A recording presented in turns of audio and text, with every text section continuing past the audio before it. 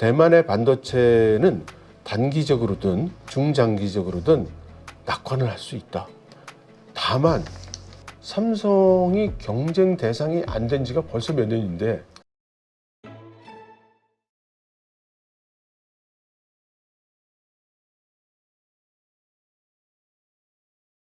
중국의 금융시장 개방을 서방에서 미국이 이제 계속 강조하고 압박해 왔던 것은 사실 그 금융 위기, 우리 네. 소위 양털깎기라는 말 네. 많이 있었잖아요. 네, 네. IMF 때 우리가 네. 그 선진국에게 네. 많은 자산을 헐값에 예.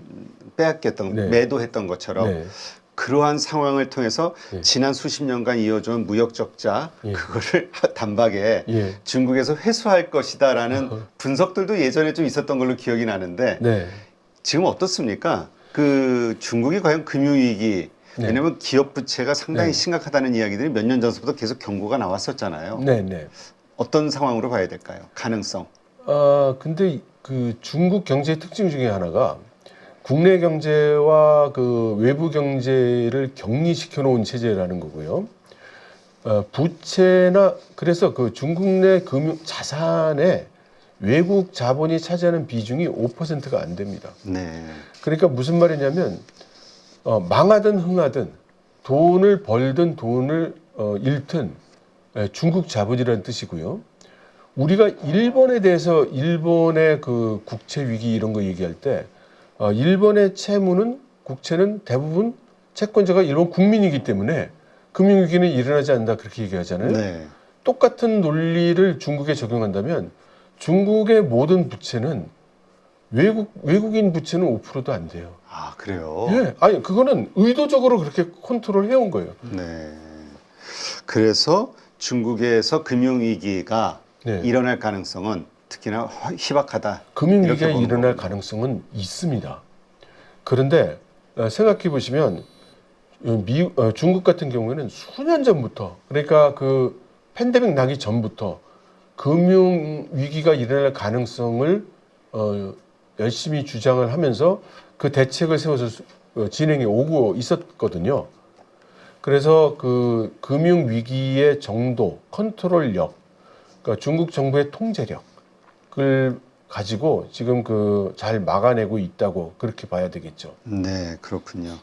자, 책을 보니까 반도체와 대만의 미래를 네. 언급하면서 네. 24년부터 30년까지의 네. 반도체 전망을 네. 써놨더라고요. 네, 네. 이게 어떻게 전망이 나와 있습니까?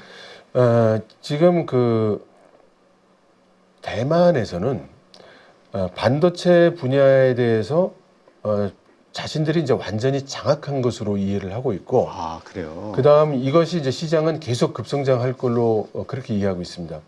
그래서 금년도에 TSMC의 그 영업 예측도 아주 낙관적인 예측을 내놨거든요. 근데 TSMC라는 회사가 굉장히 보수적이에요. 네. 그렇게 보수적인 회사가 낙관적인 전망을 내놨다는 것은 손안에 쥐고 있는 오더가 또는 곧 오더가 들어올 올 걸로 되어 있는 그런 것들이 이제 상당히 있다는 뜻으로 해석이 됩니다.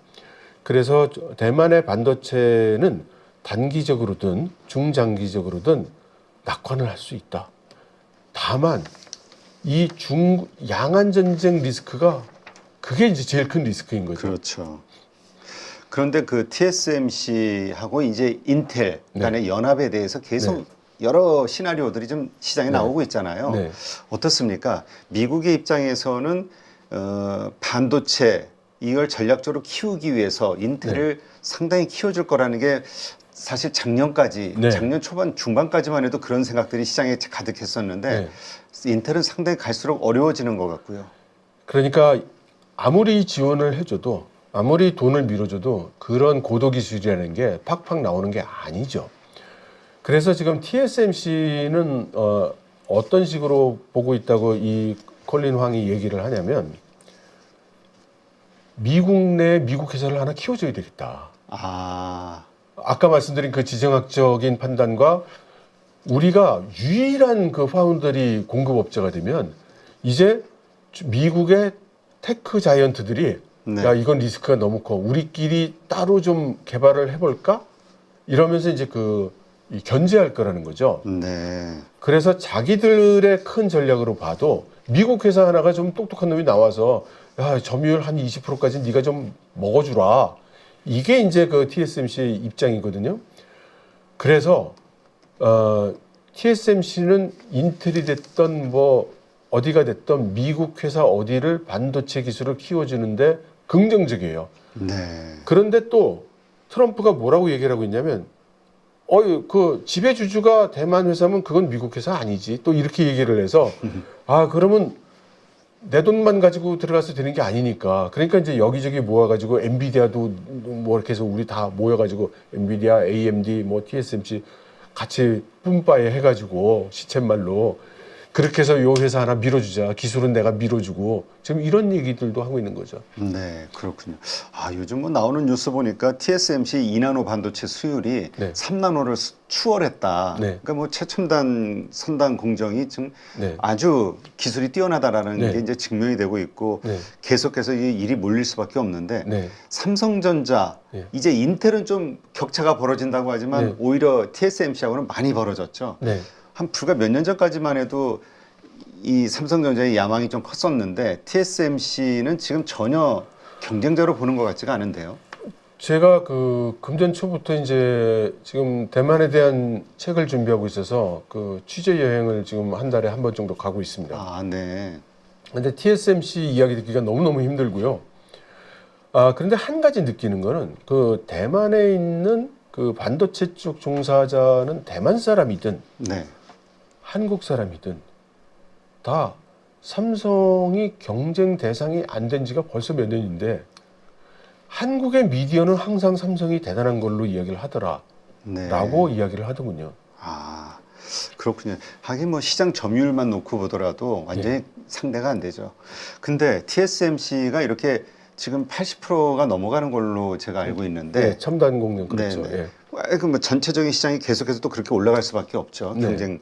그러다 보면 그 가장 무서운 그 뭐죠? 독과점 이슈가 나오지 않을까. 네. 그러면서 어떤 식으로인가 TSMC의 그 리스크로 부각이 네. 되지 않겠냐. 이 압도적인 시장 점유율이 이런 시각은. 그래서 아까 말씀드린 것처럼 TSMC는 지금 경쟁자가 있어주기를 원하고 오히려 좀 가져갈 수 예, 있는. 없으면 좀 지원해서 만들어줘야 되는 생각까지 지금 하고 있는 거죠.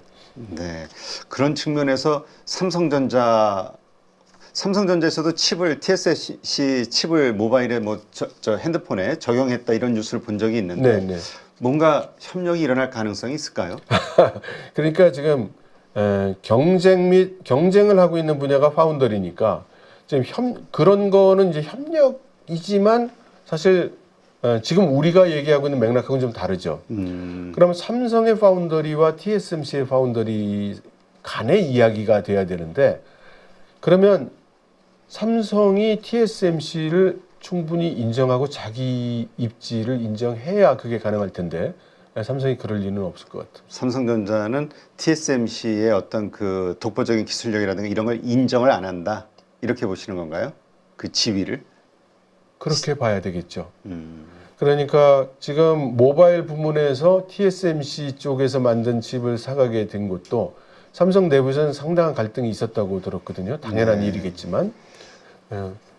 그리고 지금 한 가지 좀 말씀드리고 싶은 게 대만의 그 반도체 분야, 네. 또 그 IT 분야, 그리고 대만 전체 사회에서 한국에 대한 반감이 엄청나게 세요. 대만에서요? 네. 어떤 이유가 어떤 겁니까? 그 이유는 그야말로 한마디로 다 할 수 없는데 가장 그 문제가 되는 건 대만 사람들이 그렇게 생각을 하게 될 때까지는 상당한 기간이 흘렀던 것이고 거기에 대해서 우리는 전혀 인지를 못해서 이런 인지 격차가 크게 발생한 것이 좀 문제예요.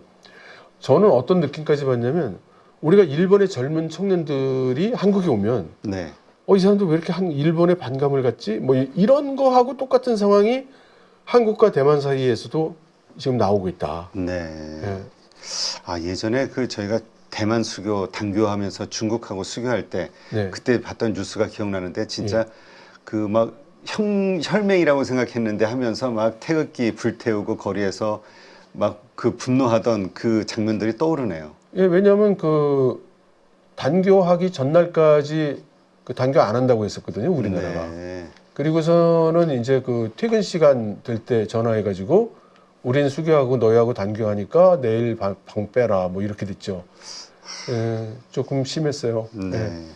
하여튼 뭐, 네. 원인 없는 결과가 없죠. 예, 예. 하여튼 그러나 어쨌든 전략적으로 중요한 파트너들이죠. 중국하고 또 우리가 중국에 대해서 100% 신뢰할 수 없는 국가라고 많은 분들이 보기 때문에 하여튼 여러 가지로 좀 관계국들과의 여러 가지 면에서의 그 교류 아니면은 그 관계 개선 이런 게 좀 필요하긴 하겠네요. 네, 그리고 대만 같은 경우는 우리나라가 지금 같은 지정학적 상황에서는 충분히 그 전략적인 어떤 그 바둑들로 고려할 수 있다고 생각합니다. 네, 알겠습니다. 하여튼 어느 순간부터 TSMC라는 강력한 글로벌 최강의 글로벌 기업 하나가 탁 대만 소속으로 튀어오르면서 대만에 대한 생각도 여러 가지로 다시 하게 되는 이게 기업의 그 정말 뛰어난 기업 하나가 그 나라의 이미지나 관계와 관련해서 얼마나 큰 영향을 미치는지 깨닫는 게 전 이 TSMC인 것 같아요. 네, 그런 것 같습니다. 이번 5월부터가 저는 강력한 기회가 될 거라고 생각을 합니다. 이번 기회를 여러분들 또 놓치게 되신다면 한참을 또 돌아가셔야 될 수도 있습니다. 그래서 지금 이러한 시장에 맞는 종목들과 섹터들로 여러분들이 수익을 만들 수 있는 기술을 알려드리려고 합니다. 실전 매매 기법 훈련반 1기를 통해서 이미 그 효과는 검증이 되었어요. 드디어 방향을 잡았다. 장이 안 좋음에도 불구하고 계좌가 빨간색입니다. 뭐 이런 피드백들을 주셔서 2기에서는 시장에 맞춘 실전 강의, 진짜 수익을 위한 훈련이 진행된다 라고 생각을 하시면 될 것 같아요. 이번에 한 번의 결정이 여러분들의 계좌를 수익이 나는 계좌로 만들어 드릴 수 있는 그런 기회가 될 거니까 이 기회를 꼭 놓치지 않으셨으면 좋겠습니다.